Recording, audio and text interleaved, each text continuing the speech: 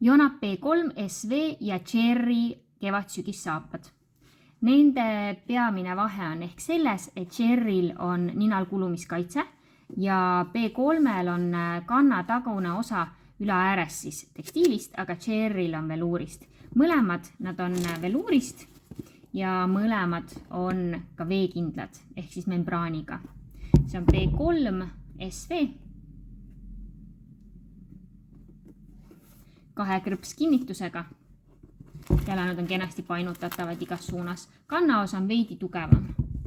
Jonap Cherry. Tal on külje peal veel selline helkur detail. Samamoodi ilusti painutatavad igatpidi ja kannaosa natuke tugevam. Väike erinevus on ka keelel. Mõlemal on siis keel saapa külge õmmeldud, selline lõõtsakujuline. Cherryl on keel siit kaetud veluuriga ja külje pealt tekstiiliga. B3-l on keel siis üleni siit alt tekstiiliga kaetud.